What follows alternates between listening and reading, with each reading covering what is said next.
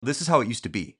This is how we used to build things way, way, way back in the early days. Like we would just build stuff. We also know that this mode would not be pleasant, I think, to be in if it was going to last 2 years or even if it was going to last 6 months. The whole acceleration of the sprint is because we're nearing the finish line. Welcome to REWORK, a podcast by 37 Signals about the better way to work and run your business. I'm your host, Kimberly Rhodes, joined by the co-founders of 37 Signals, Jason Fried and David Heinemeier. Hansson, we've taken a little bit of a podcast hiatus, and that is because we are in launch mode. I thought we'd talk a little bit about what that means and what we've cleared out of the way in these final few, I don't even want to put a time frame on it, this final time before we launch a product. So maybe we just start with the podcast as a first thing. Jason, tell me along with that, like, what are some of the other things you just put on pause until we get ready to go? Yeah, I mean, the podcast was something, we do these on Tuesday mornings, and we're a remote company and an international company. So we only have a few hours of overlap. For example, in the morning with Europe, I'm on the West Coast of the US. So talk to people in Europe, I've got between 8 a.m. and 10 a.m. ish kind of, and we used to record the podcast around that time. So just at that point, it made sense not to do those for a little bit. So we could squeeze in some more meetings with people and conversations and design reviews and stuff in the morning. And so we just kind of, push that off for a minute, right? We're back to doing one before the launch of Basecamp 5, but sometimes you just kind of move some things aside for a minute. We do one, move some things aside. We don't have to make these rigid decisions about is this in or out. But we are, for example, right now, not going to fix a non-critical issue in Hey. Let's say a customer reports a bug. It's non-critical. Yeah, we know something's busted, but it's fine. Here's a workaround. Otherwise, you can find yourself constantly doing all sorts of other things and having no time for the thing that you really need to do, which is right now we need to get Basecamp 5 in launch shape. We are literally a few weeks away. And at this point, it just wouldn't make any sense to divert ourselves in doing other things. And this is also true with Fizzy. We're not currently working on Fizzy. There's some issues over there. There's some things we'd like to do, all sorts of things, but we're like, no, not now. And that's sort of, in fact, we have a column in Basecamp called Not Now, which is exactly what this is all about. Maybe later, but not now. And that's, I think, the way to think about this. And so there's a whole variety of little things like that, big things and small things that are currently in the Not Now column internally. And one of the other things we put aside is process. I mean, we have run Shape Up with these cycles that run in a fixed amount of time with the shaping and all that stuff. In a launch mode like this, it's more like new product development where it's a lot more free rolling.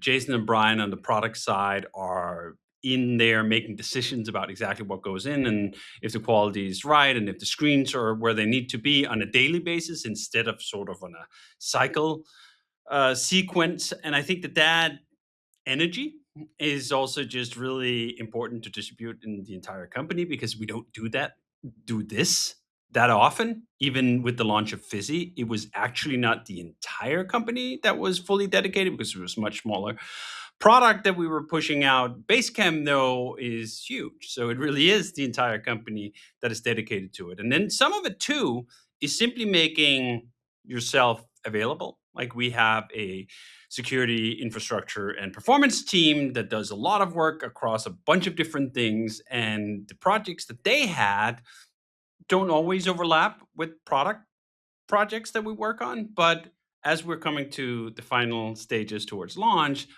kind of the plate is clear, right? If we need anything, everyone is available to jump on whatever it is as soon as it is. There's nothing that needs to be scheduled or lined up, just full availability across the board. By the way, I think it's a great point that you made up about process. I totally forgot, which is the most obvious thing that's really changed around here is it's more like we're playing Tetris in a sense, where we're just trying to fit things into the time. We've got 2 days, let's fit something in there. We've got, 6 hours, let's fit something in there versus waiting to kind of shape everything up fully, put it on a more formal process timeline. So it's very much every day things are shifting a little bit less as we get really close, but there's all sorts of things that are just changing that normally would have been put on the back burner or maybe we'll get to that later or let's have someone write that up. It's more it's real time, just in time, on the fly with everything. And so it's a little bit chaotic, and there's regressions every once in a while. It's like, hey, this doesn't work anymore. It just worked yesterday. What happened? This is kind of what happens when you're running really fast near the end. There's some regressions, but for the most part, I find it to be incredibly exciting. And this is actually, I was talking to Jeff, one of our employees who's been here for 19 years or something. And he's like, this is how it used to be.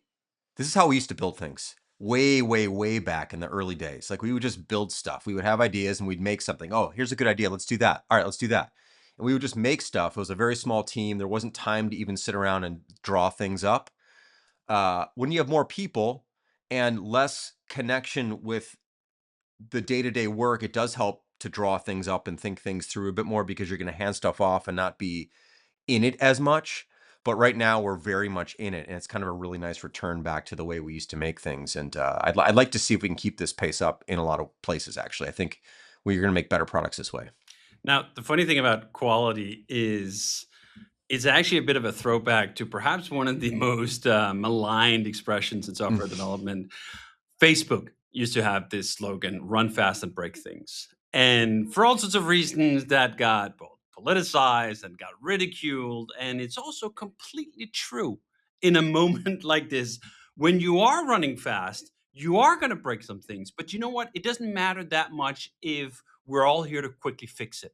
Because the flip side of whatever, moving slowly and not jeopardizing anything is that you move slowly and you don't get to the finish line. You don't get to the great product. And I think there's time for a little bit of both. There's that run fast and break things mode we're in right now, where we have the full attention of everyone, such that if we do mess something up a little bit, it doesn't take that long. And we got a great test of that just last week, really, or last 2 weeks, where we made a bunch of fundamental changes to how the UI in Basecamp 5 works. We use a lot more permanent UI elements with a permanent sidebar and how notifications are going and permanent trays. And that basically just changed the performance profile of all of Basecamp. And it didn't actually feel that great. It looked great, but the performance regressions were severe enough that the product just felt sluggish. And here we are, just a few weeks out from the end, and we've run quite fast, and a little bit of something was a little bit of vibe experimentation making it into the code base. Some of it was just not paying attention to that because it wasn't so important until you realized what shape you wanted things in. We weren't going to optimize it until we knew exactly what we finally wanted. But now that we did, we fixed it. Like about a week's worth of really intensive focus on making sure that Basecamp felt as fast or faster than the existing version just paid huge dividends. And you could have looked at that and freaked out. You could have looked at that and gone like, wow, there's only a few weeks left. We've been working on this stuff for months and months, and it's in this sorry state of a performance predicament. Yeah, it is. And we can just fix it. We can just move fast and fix things. Just as you can move fast and break things, you can also move fast and fix things. And I think that mode of having some tolerance for a little bit of risk, a little bit of mess, a little bit of incomplete thoughts, and a little bit of even vibe, sloppy code making it in, as long as you clean it up and as long as you're cognizant of the debt you're taking on, is great. And the freedom you get from moving in that way without a lot of planning, without a lot of structural overhead, where most of your direction is simply guided by what's broken next, what's not fast enough. Here's a card, here's a card, here's a card. I went through a tear last week just filing cards like a robot, like an AI could fill in a whole card table in Basecamp with all sorts of little niggles that weren't quite right. And would you look at that? Boom, boom, boom, boom, boom. By the end of the day, they're all gone. And the product just got better. And now we're almost ready to go. Okay, I want to go back to the process changes because there's two things that I have never seen happen before with this launch that we like change as far as policies. One, heartbeats. The product team got a little break on writing their heartbeat. I want to talk about that. And then we also shifted summer Fridays. So kind of talk me through those changes and those decisions in light of this whole launch mode situation. Right. So we normally do. I'll take the second one first. We normally do summer Fridays. I think May through the end of September, I believe, is the May range. 1st through September 1st Okay, that's what it is ish. now. Yeah. Okay, it's changed over the years. So okay, so we can't work. So we generally take 4-day weeks during the summer months, essentially, which we cannot do if we're about to launch a product for a number of different reasons. So we postpone that, push that off, I think, till June or something. So we're going to kind of shift that whole window 1 month out, and it's just like an obvious decision. There's no like big group meeting about it. Like I think Andrea maybe brought it up and to David and I, and we're like, yeah, that makes sense. Done. Like literally 5 seconds. Like this is how we try to make almost all decisions. Like in 5 seconds, like, yeah, that makes sense. Let's do that, And then if we Yeah. made a mistake, maybe we make another 5 seconds and fix the mistake. But this is also kind of like breaking things, whatever. It's just, it's not a hard thing. We don't need to sit around and discuss it very much. But it made sense, so we did that. I will also say, just from an employee standpoint, because we just got a notification about it, and I think everyone was like, yeah, that makes sense. I'm like, of course, that makes perfect Sure. sense. I mean, I could see some people being annoyed. Maybe they had a vacation. I get it. Like, but it also, this is what we're here for. Sure. This has to happen. Everyone knows that. So we're doing that. The heartbeats and kickoffs and stuff, those are typically cycle based. So historically every 6 weeks, the team would write a kickoff or a heartbeat. Right now, we kind of have suspended this like 6 week cycle thing. There's some notion of it, but not really. And we're just running fast and finishing. We will probably after launch. We're going to still be running fast because there's going to be things that are broken and things we didn't see and stuff, new ideas we have that we didn't get in and all this stuff. But at some point, we'll probably settle back a little bit and get on a more regular cadence. But right now, it doesn't really make sense. Also, everybody's in the product. This is the only thing we're really doing. There's other things happening, but primarily. So we're all seeing the work that's happening also. So a big part of Heartbeats is to sort of share work across the company that people may not be aware of necessarily and celebrate that work. That's kind of happening almost every day in a sense right now. So yeah, it's not quite as formalized, but it's just kind of a suspension of formality. Uh, and I don't want it, formality typically is seen as like process that's unnecessary. I think the heartbeats and kickoffs are very, very useful, incredibly useful. But right now we can just hold on them and just, we're all just going full speed ahead basically right now. And reporting can happen later if it needs to. And I think what's key about that is to realize that all these processes we've set up, all these heartbeats and kickoffs and whatever, they're there for a great reason. But they're not written in stone. We can change how we do things for a period that asks for something else. And one of those periods is right now as we're finishing a product up, we're sprinting. Now, I would say it's a very measured sprint compared to a lot of other organizations who do sort of death march style crunch times where everyone is sort of sleeping under the desks and in the office. This is none of that. This is our version of like, you know what? Normally we have a very calm, regularized cadence to how we do things. And then occasionally, very rarely actually, especially on a product as large as Basecamp, do we launch something massive and new. And when that happens once in a blue moon, once every few years, it's completely fine to suspend all sorts of things, all sorts of processes, all sorts of expectations, moving the summer Fridays back, all of these things that we have that feel like on a day-to-day basis as though they're just part of the water, part of the machinery. This is just what we do around here. Yeah, okay, what we do around here can change when it needs to. And it can change in a way that's temporary. I mean, we also know that this mode would not be pleasant, I think, to be in if it was going to last 2 years or even if it was going to last 6 months. The whole acceleration of the sprint is because we're nearing the finish line. We can see the line. We can see the flags. There's going to be champagne and it's going to pop some fireworks maybe. And that's what's giving that energy to get that last mile and actually feel good about it. That there's an expenditure of extra energy towards a specific goal. And I'd actually say that when we've gone too long without something like that, it feels like something is missing. It feels like a certain acceleration is not present. I wouldn't want to do it all the time, but occasionally, if you don't have it, I think you're going to go a little sloppy. I think you're going to go a little precious. I think you're going to become a little rigid if you are always in the same lanes on the same schedule at the same time. These things are great as a moving average of how we usually do things, and then make the little bleeps of excitement. Okay, so let me ask you about post-launch, kind of asking you to predict the future, but with your launching product experience, when do you imagine things to be out of this launch mode? Because I don't imagine it's like the product launches on day one and day two, it's like no more launch mode. Everyone's just back to their normal life.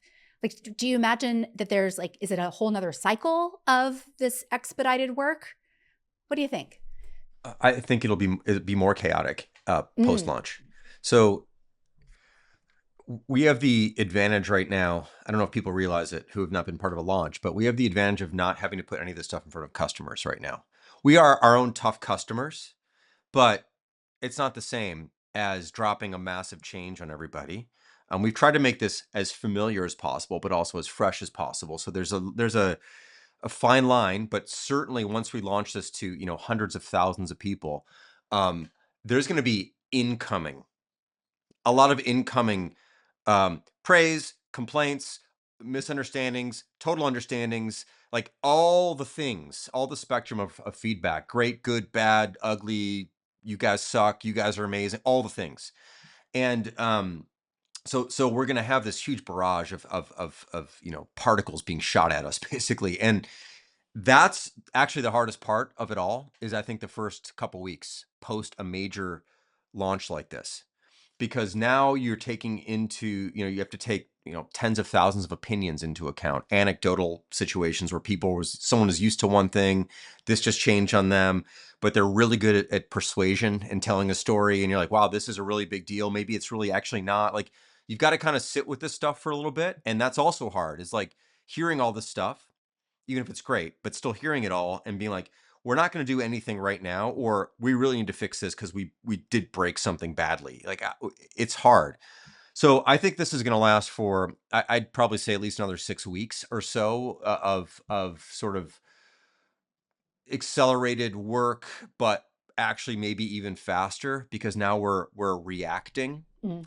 But we also need to stay proactive in that we still need to continue to improve the product in our own vision. There's things we want to get in that we didn't get in. There's things that we know we're going to ship with that are not quite right. And the challenge is not to all of a sudden go 100% on what other people want. It's to maintain forward motion and then also deal with the reactions. So it's going to be chaotic for a bit as well. I think it's again equally exciting, if not more so. Yeah, but that's reality. When it dies down, I don't know, but it usually it takes some weeks for sure.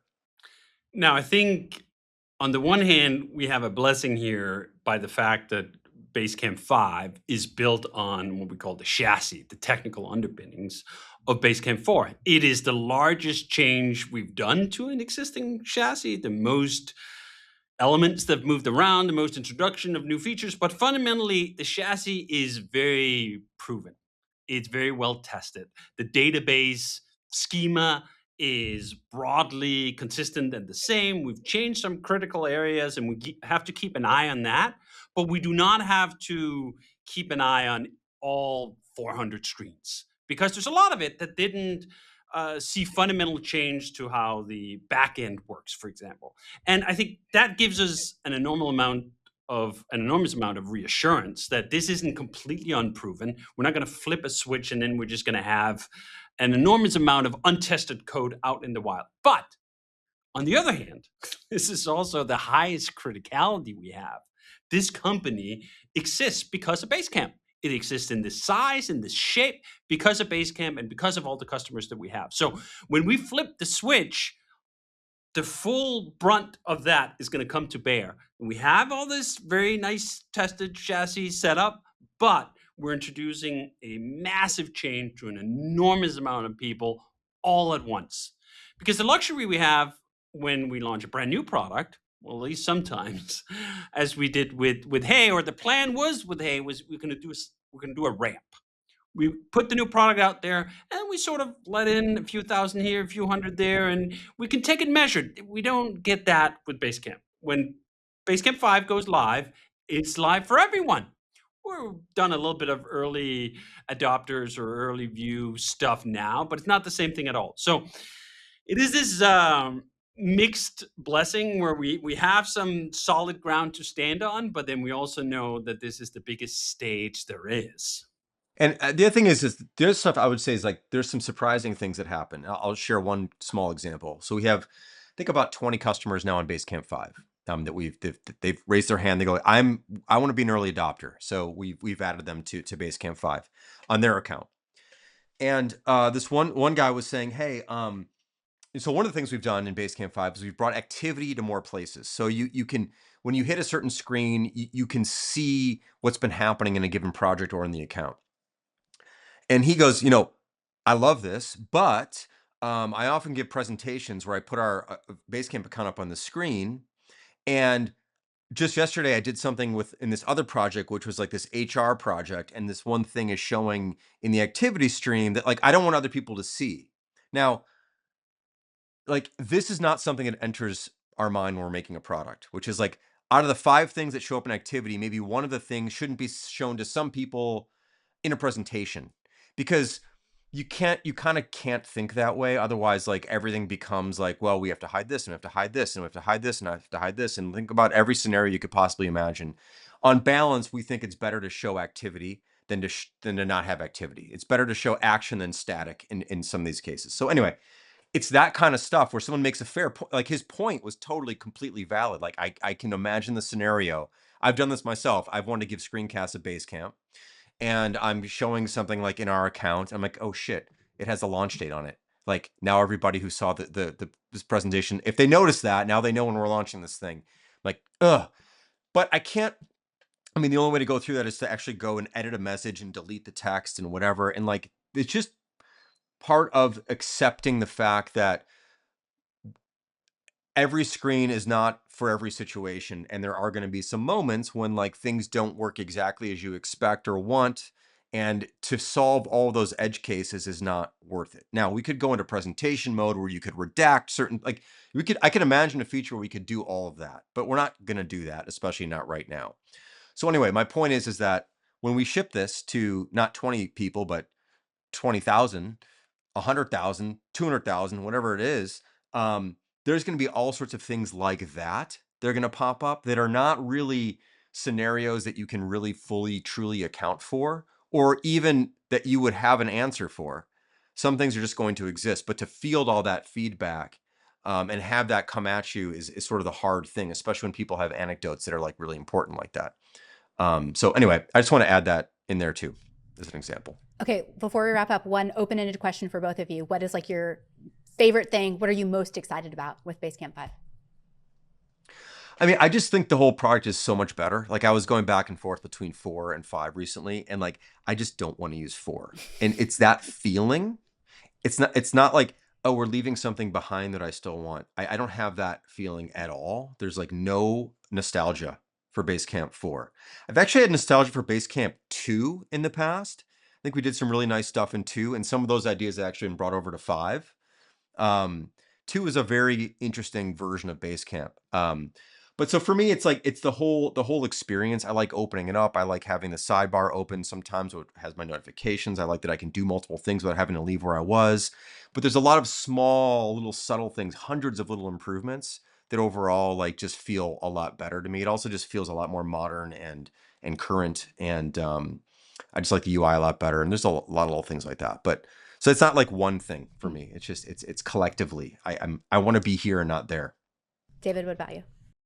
I was going to say I was going to give you one thing, but I'm going to give you 2 things. Okay. The first thing is how quickly I can get caught up on everything that I have that's unread in Basecamp 5. We've just made it so much easier to bam, bam, bam, go through 5, 7, 22 things that you need to get caught up on, especially because in an account that's as busy as ours, we are in Basecamp all day long, and this is a company of 60 people constantly updating everything. And I happen to be on a great many number of projects. There's just so much stuff going on all the time that a lot of it I need to just look at for 3 seconds to know whether this requires my attention or someone else got it, they can run with. It's great. And be able to just accelerate that flow of here's a tall stack of things I need to look for if I need to be involved in this or I don't need to be involved in, and just being able to process that so much quicker. It actually, in retrospect, you're like, how did we even do this before? Which is funny because I mean, we haven't been using Basecamp 5 that long. It hasn't existed in this usable shape this long. But I'm already like, Jesus, if I had to catch up on these 27 things in Basecamp 4, it'd be kind of painful. The other one is keyboard accessibility.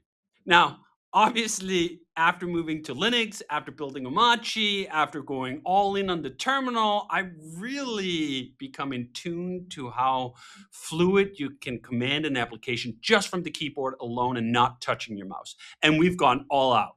This is such an enormous upgrade to Basecamp's keyboard accessibility, bigger upgrade than we've done any other product. And I mean, we've had some good keyboard accessibility in Hey, for example, but it feels so much more novel in Basecamp because historically that wasn't something we focused on. And now we just have a beautiful system.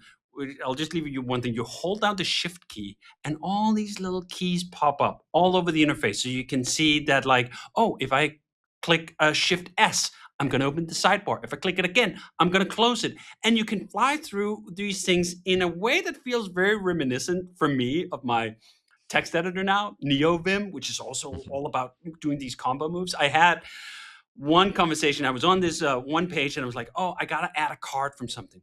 I jumped quickly to the project I needed to go to. I went to a bookmark actually of a card table. I hit Shift M. Instantly, it popped up a new card. I started filling that card out. I hit Control Return to submit that card. And at the end of that key combo, I was like, yeah, that was fucking cool. Like the way you can move around the application with such speed and fluidity. When you learn just a handful of these key bindings, which takes a little time to do, but very well worth it if you're going to spend a lot of time in Basecamp. And in fact, it brings up one of my sort of favorite mythical moments, which is the travel check-in person at the airport when they have one of those really old school systems that haven't been converted to a web app yet, and you can just see them go like, oh yeah, I'll change your flight right now to Dallas, going through Austin and back. And like, you're just like, how many key combos are you boasting? Like you are a savant at this system. You're clearly flying through it. It was probably designed in like 1972. And yet it's amazing at that kind of usability, not just learnability, not just approachability. Those things are also important. But I feel like in modern software, we've kind of tilted too far, that everything needs to be infinitely discoverable as the only grail we're chasing. Well, could we also spend a little time on the people who are going to take hours, days, weeks to become experts at how they use the system? If you do it great, you can have both. And I feel like Basecamp 5 has the closest approximation of both of those things. You don't need to do any of the keyboard stuff if you don't want to, but you hold down that little shift key and it's like this magic portal opens and suddenly everything, the matrix reveals itself. And you just see all the keys and you're like, well, I could probably do this. I can learn 1, 2, 3. And then by the end of the week, you'll just be flying. Okay, well, it's a neat point, actually. If I could add something about that. Of course. It's like, this isn't something we intended, but what, sometimes you build a system and then something reveals itself, which is that it feels like you can be like a Basecamp pro now. And in 3 or 4, you could get as good as anybody else, but you couldn't kind of get beyond that. And it feels like now there's, with the keyboard commands specifically and some of the UI, the way certain things work, it feels like you can graduate into like being a real true pro with this product and move through it much faster and do more things than you could ever do before. And you actually want to spend more time in it because of that, because it's actually kind of fun. It's almost like playing a song. You're like you're playing with the product. I find myself wanting to be in it more for that reason. I also find myself just wanting to look at it more for other reasons, but I want to be in it in a way where I didn't feel like I wanted to necessarily be in Basecamp 4 before. Not to denigrate the product. I just like, you're more in and out, and you can still be in and out, but now it's like there's more things you can do, and you can have fun doing them because there's a skill that you pick up versus just moving the mouse around, which is, it's a skill to know like all the things a product can do, but it doesn't feel like it's a skill you can graduate beyond. So there's something subtle about that sort of was an emergent property of adding all these keyboard commands, and also some of the other ways the product works. There's a lot of things that are far more accessible. Part of this is the design. There's things that are more accessible than they were before. For example, you can be on something, look at your bookmarks, and not have to leave where you were. You can be somewhere, look at your upcoming events. You can see upcoming events that are coming up in the next 15 minutes automatically. You can see tasks if you want to check on something without leaving. You can look at something, ping someone. You can be in a group chat, ping someone on the side. You can do all these things simultaneously, but it doesn't feel overwhelming. You can put them away if you don't want to see them. And that whole feeling, I think, really levels up the product in a significant way that people aren't going to notice on day one, but that they'll begin to notice, especially if we explain and show these things off, that they'll really, I think, feel like they're growing into something. And that's a really nice feeling in general. Okay, well, with that little preview, we're going to wrap it up. You can always sign up for a free Basecamp account at basecamp.com. REWORK is production 37 Signals. You can find show notes and transcripts on our website at 37signals.com/podcast. Full video episodes are on YouTube. And if you have a question for Jason or David about a better way to work and run your business, you can leave us a video recording. You can do that at 37signals.com/podcast question.